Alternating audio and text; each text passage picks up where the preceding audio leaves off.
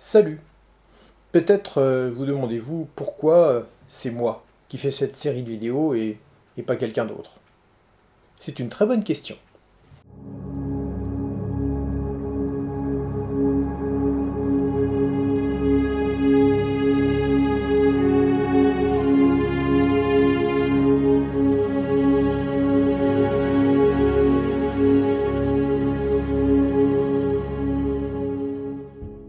J'ai eu très tôt conscience que notre mode de vie moderne posait des problèmes sans être capable d'y mettre des mots. En étudiant les sciences, les choses se sont clarifiées. Je suis sans doute devenu prof de sciences de la vie et de la Terre, en partie parce qu'il me tenait à cœur de faire prendre conscience aux jeunes générations de leurs responsabilités. Et puis les années ont passé, puis pourtant, les problèmes ont continué de s'aggraver d'année en année. Premier constat troublant, le fait de savoir ce qui ne va pas ne suffit généralement pas pour motiver les gens à entrer en action pour arranger les choses, du moins dans la majorité. Et cet état de fait perdure. Plus inquiétant encore, une grande majorité de gens peut être d'accord pour dire non à ce que leur propose leur gouvernement et le laisser tout de même nuire à l'intérêt général sans réagir. La passivité constitue un autre versant de la difficulté qu'il va nous falloir affronter. Nous contenter de réfléchir de façon pragmatique à propos de ce qu'il adviendra de l'humanité, même si c'est nécessaire, c'est tout à fait insuffisant si nous voulons peser sur son avenir. Nous devrons comprendre ce qui, selon le cas, peut rendre possible, difficile ou impossible le seul fait de penser l'avenir. Voyez ce qui se passe lorsqu'on essaie de considérer, par exemple, des échelles de temps particulièrement longues. Au-delà d'un siècle, ça paraît très lointain. Certains prospectivistes se projettent à 30 ou 100 ans. Cependant, il s'agit de prédiction, et non de préparation. Le monde dans lequel nous vivons semble si complexe que nous avons grand-peine à imaginer son avenir de façon plus ou moins globale. C'est pourquoi je proposerai de place en place plusieurs exercices de pensée pour changer de perspective. Tenez, commençons tout de suite. Je vous invite à prendre quelques minutes pour tenter d'imaginer le prochain siècle. Vous pouvez mettre la pause. Refaites l'exercice pour le prochain millénaire. Vous avez déjà le vertige? Et respirez un bon coup, parce que ce n'est encore rien. D'après ce que nous savons, il y a des êtres humains sur Terre depuis plusieurs millions d'années. Et notre espèce particulière, Homo sapiens, y est apparue il y a seulement environ 300 000 ans. 300 000 années, ça fait 3000 siècles. 3000 siècles. Mais alors c'est quoi les 21 siècles du calendrier courant par rapport aux 3000 siècles de présence de notre espèce sur Terre? Ça fait moins de 1%. Si ce petit exercice de pensée vous a intrigué, vous a amené à prendre conscience que la question de l'avenir se joue sur une très grande échelle de temps, il a atteint son but, vous fait réfléchir par vous-même. Nous avons rarement au quotidien l'occasion de penser à long terme.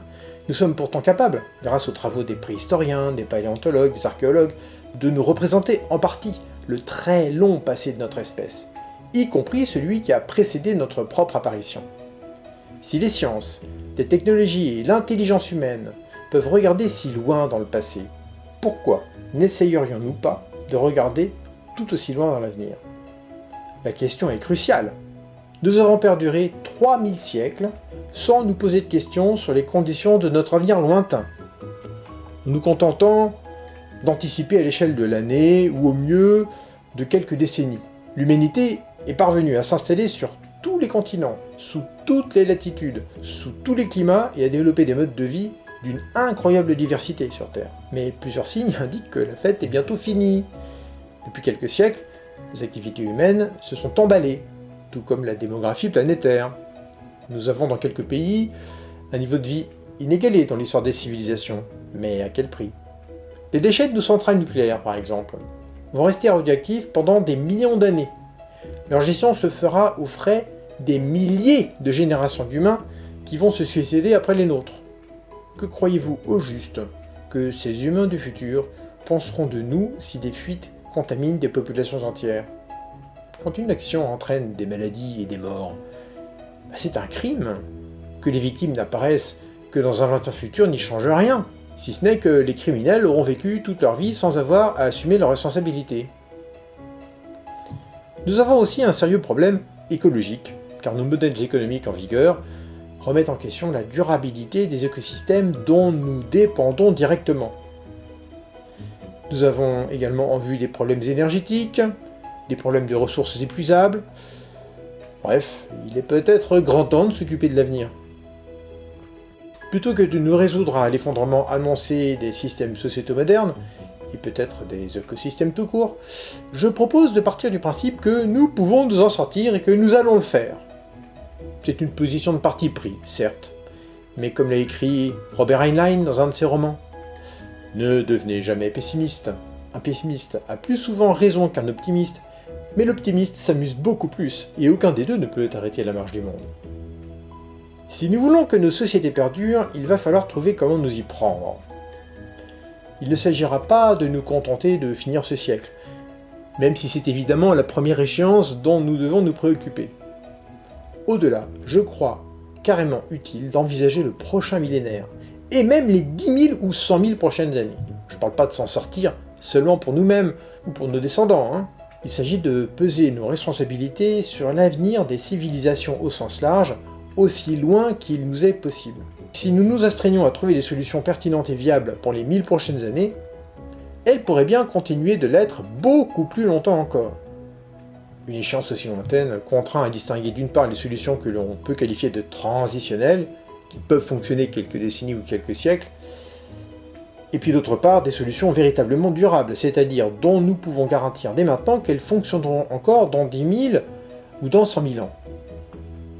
Ce type de considération produit parfois chez mes interlocuteurs des réactions variées, qui vont du sourire navré à la moquerie, en passant par le silence poli et le regard incrédule. Si ce sujet est aussi difficile à aborder, c'est sans doute parce que nous n'en avons jamais eu l'habitude. Nous sommes conditionnés par notre cadre de référence sociologique à prendre en compte certaines questions et à en rejeter d'autres. De nombreux auteurs abordent ces problèmes de diverses façons.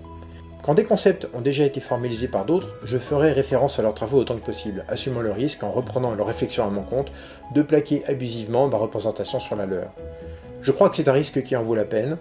Si je suis critiqué, contredit ou complété, ça fera avancer la réflexion pour tout le monde. Je ne peux pas prétendre tout savoir de tout ce qui a été écrit sur les sujets dont je vais parler. Cette série est donc appelée à être retravaillée et enrichie au fil du temps, dans le but de devenir plus pertinente si nécessaire, plus efficace si c'est possible, et surtout, plus utile. Donc je vais vous proposer à la fin de cette série des conseils de lecture, je vais proposer dans les épisodes des références à des ouvrages qui vont vous permettre d'approfondir certaines questions ou de mieux comprendre ce que certains auteurs expliquent et que je ne fais qu'évoquer. Si nous voulons durer, il peut s'avérer décisif de commencer par comprendre le cadre, plutôt les cadres dans lesquels nous évoluons et qui rendent possible certaines questions et pas d'autres. Après tout, si nous avons pu durer jusqu'ici, c'est tout de même la preuve que notre espèce, depuis des centaines de milliers d'années, est parvenue à formuler et à traiter des myriades de questions qui nous ont poussés en permanence à changer et à nous adapter. Pour que des questions inhabituelles puissent être considérées sérieusement, il nous faudra comprendre comment la façon même de considérer les problèmes peut évoluer au sein des sociétés humaines. À partir de là, plusieurs chemins s'offrent à vous, sous forme de questions qui vont correspondre à des épisodes. En quoi nos représentations de la modernité bloquent-elles nos capacités à nous remettre en question? Et bien là, vous allez aller à cet épisode-ci. Quelles limites humaines s'opposent à notre évolution et à celle de nos sociétés? Voilà, ce sera plutôt là. Et puis, troisième possibilité, troisième question, comment les hommes du passé le plus lointain envisageaient-ils l'avenir? Quel impact cette représentation avait-elle sur les sociétés? Ça va être par là que ça se passe. Merci d'avoir suivi cet épisode, et je vous dis à très bientôt pour la suite. Et n'oubliez pas de me laisser des commentaires, et de me mettre des petits pouces bleus, ça fait toujours plaisir. Merci et à très bientôt.